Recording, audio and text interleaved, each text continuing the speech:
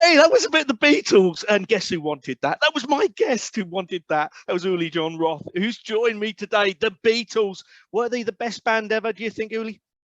Yeah, without a doubt. I mean, best band, I don't know. They're completely in a league of their own. Well, come on. I The mean, thing was, the thing there was was, always this. it was the songwriting was beyond.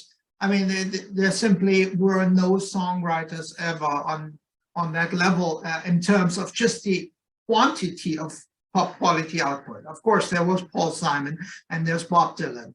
Yeah. But the air got really thin if you compare anybody to the output of the Beatles, you know.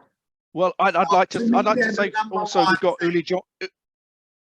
We do have Uli Jon Roth as well. Don't forget him as well. All right, he's up there. All right, don't forget him. Come on, let's put him up with McCartney and Lennon at least. Right, That's the thing, yeah. And me as well. I mean, you've got to listen to my songs. No, I know we're taking the mickey a little bit now. Yes, for me, right up there. I think there's been very few that come anywhere near them. So yeah, great. So look, you're a guitarist. Let's talk a little bit about guitar. When did you first hear guitar that made you go, "Whoa, I want to play guitar"? I don't really know that. I was heavily into the Beatles, so I guess it was probably something by the Beatles. But I started out on the trumpet and then the classical trumpet, learning how to read music. Then I played a little bit of bass guitar. Then they needed a lead guitar player in that band, which my friend had. And I remember being struck by, I stood side stage when one of these bands played, that was around 1967 or early 68. And I remember they did a track called Gloria, and the guitar was just ringing like bells and jingly jangly.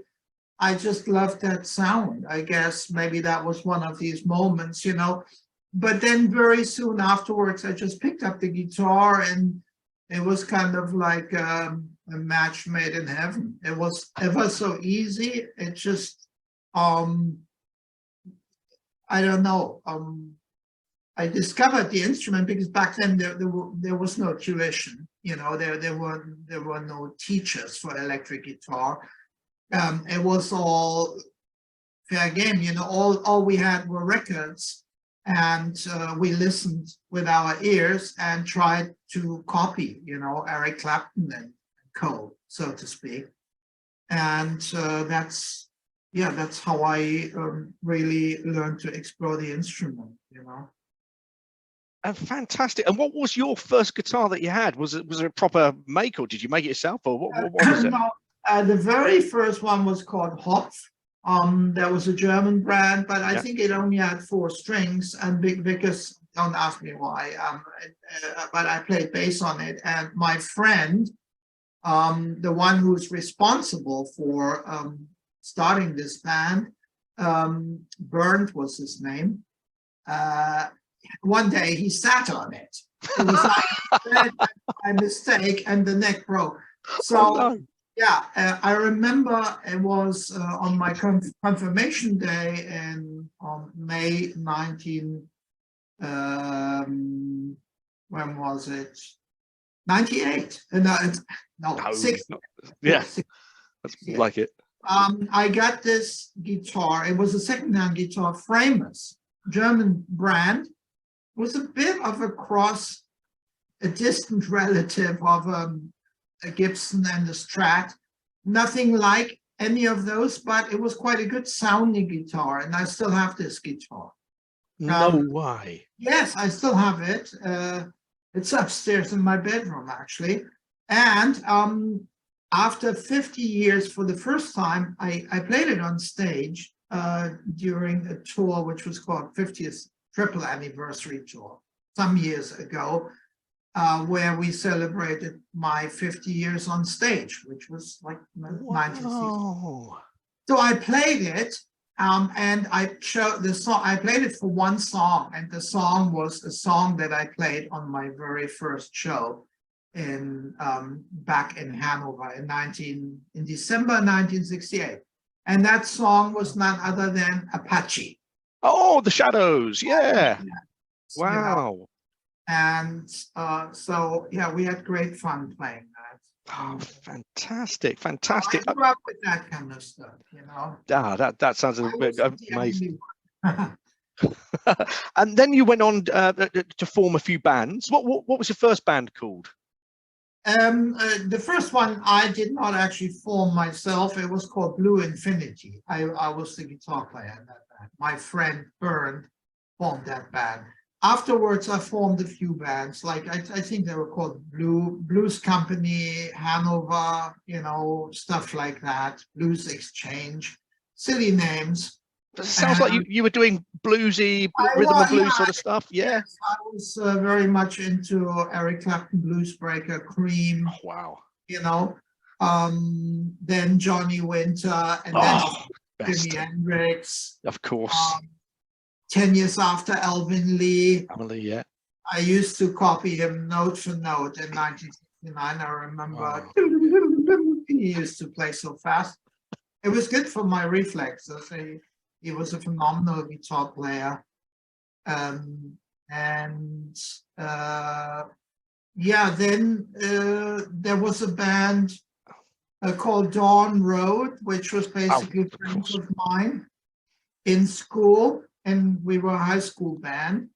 And that was at the time also when, in 1973, when the Scorpions thing happened, which was a bit of an amalgamation, really, because the band that I had, Dawn Road, was a four-piece with organ, Hammond organ, and the Scorpions had already existed, and they had Michael Schenker on guitar, but the band broke apart completely after Michael left for UFO in 73. Oh, look, we're gonna talk about that in a little while, okay? But I want to know a little bit more about Dawn Road. So what sort of stuff were you playing in Dawn Road?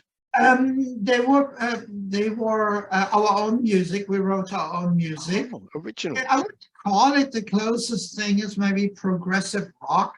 We sometimes we maybe a touch of I don't know, remember the names of these bands. Was there a band called Caravan? Oh yeah, we know Caravan. Yeah.